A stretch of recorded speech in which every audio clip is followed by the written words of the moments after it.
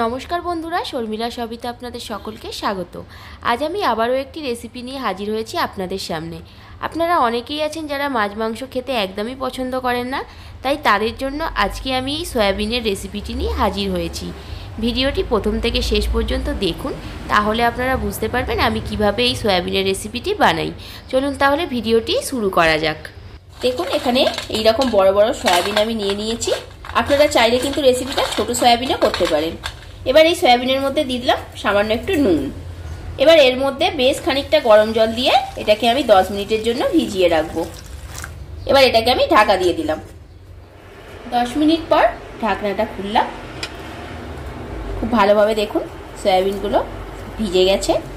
অন্য আরেকটা পাত্র এখানে নিয়ে নিচ্ছি। জল থেকে সয়াবিনগুলোকে ঠিক এইভাবে এক্সট্রা যে জলটা থাকবে জলটাকে বার করে নিয়ে এখানে দিয়ে দেবো।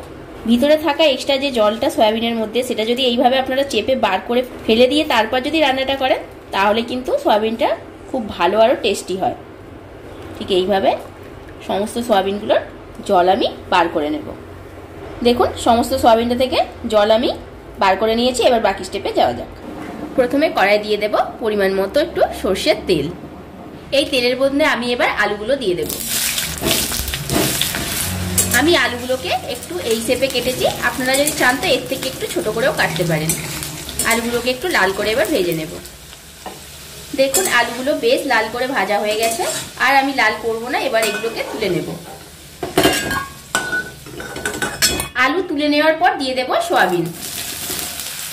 সয়াবিনটার মধ্যে সামান্য একটু হলুদ দিয়ে দিচ্ছি। নুন আর দেবো না, যেহেতু ভেজানোর সময় নুন দিয়েছিলাম, তাই এখানে নুন আর ব্যবহার করছি না। এবার এটাকে একটু লাল করে ভেজে নেব। সয়াবিনের যে একটা গন্ধ ছাড়ে, সেই গন্ধটার জন্য অনেকে সয়াবিন খেতে চায় না। এইভাবে যদি আপনারা রান্নাটা করেন, তাহলে কিন্তু সয়াবিনের আর গন্ধটা লাগবে না। সয়াবিনগুলো দেখুন বেশ লাল করে ভেজে নিয়েছি। এবার এইগুলোকেও আমি কড়া থেকে তুলে নেব। মশলাটা করার জন্য কড়াই দিয়ে দিলাম বেশ খানিকটা সর্ষের তেল। দিয়ে দিলাম একটা শুকনো লঙ্কা, ফোড়নে দিলাম একটু গোটা জিরে, দুটো চেরা কাঁচা লঙ্কা, আর দিয়ে দেবো সামান্য একটু চিনি, যাতে কালারটা সুন্দর আসে। এবার দিয়ে দেবো মিহি করে কুচিয়ে রাখা পেঁয়াজ।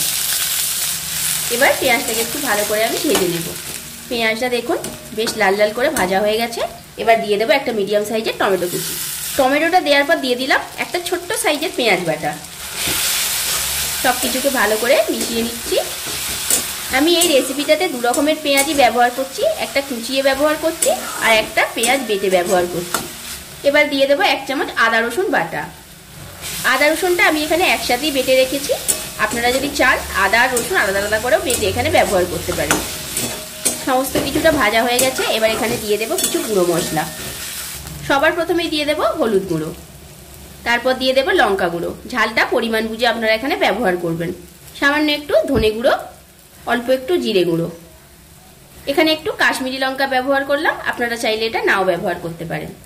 মশলাটা যাতে পুড়ে না যায় তার জন্য অল্প একটু জল এখানে দিয়ে দিচ্ছি। এবার মশলাটাকে ভালো করে আমি কষিয়ে নেব। দেখুন, মশলাটা কষানো হয়ে গেছে আর খুব সুন্দরভাবে ওপর থেকে তেলও ছেড়ে দিয়েছে। এবার আমি দিয়ে দেব ফ্যাটানো টক দই। সব কিছুকে ভালো করে আবারও মিশিয়ে নেব। এই সময় গ্যাসের ফ্লেমটা অবশ্যই কিন্তু লো রাখবেন। দেখুন, খুব সুন্দরভাবে টক দইটা আমি পুরো মশলাটার সাথে মিশিয়ে নিয়েছি। আবারও এটাকে 5 মিনিট আমি একটু ভালো করে কষিয়ে নেব। দেখুন, আবারও খুব সুন্দরভাবে ওপর থেকে তেলটা ছেড়ে দিয়েছে। তার মানে মশলাটা আমার পুরোপুরি কষানো হয়ে গেছে। এবার আমি দিয়ে দেবো আগে থেকে ভেজে রাখা সয়াবিন আর আলুগুলো। এবার সমস্ত মশলার সাথে এগুলোকে একটু আমি ভালো করে আগে মিশিয়ে নেব। সমস্ত কিছু ভালো করে মিশিয়ে নিয়েছি। এবার দিয়ে দেবো পরিমাণ মতো নুন। নুন দেওয়ার পর আবারও আমি ভালো করে সবটা মিশিয়ে নিচ্ছি। এবার দিয়ে দিলাম এতে পরিমাণ মতো একটু গরম জল। আমি এখানে গরম জল ব্যবহার করছি, আপনারাও চেষ্টা করবেন রান্নাটাতে গরম জল ব্যবহার করার। এবার আমি দিয়ে দিচ্ছি গরম মশলা গুঁড়ো। গরম মশলা গুঁড়ো দেওয়ার পরে একবার পুরোটাকে ভালো করে আমি মিশিয়ে নিচ্ছি। এবার আমি 10 মিনিটের জন্য এটা ঢাকা দিয়ে দিলাম। এবার আমি ঢাকনাটা খুলে দেব। দেখুন, আলুও খুব ভালোভাবে সেদ্ধ হয়ে গেছে। এবার আমি দিয়ে দেব ধনেপাতা কুচি। ধনেপাতাটা দেওয়ার পর আমি গ্যাসের ফ্লেমটা অফ করে দিয়ে এটাকে একবার নাড়াচাড়া করে নিচ্ছি। দেখুন, সয়াবিনের রেসিপিটি পুরোপুরি রেডি। এবার এটাকে সার্ভ করে দেব। আমার আজকের রেসিপিটি যদি আপনাদের ভালো লেগে থাকে তাহলে কিন্তু অবশ্যই একটা লাইক, কমেন্ট অ্যান্ড শেয়ার করবেন। আর যারা চ্যানেলটিকে এখনও সাবস্ক্রাইব করেননি, চ্যানেলটিকে সাবস্ক্রাইব করে দিয়ে পাশে থাকবেন।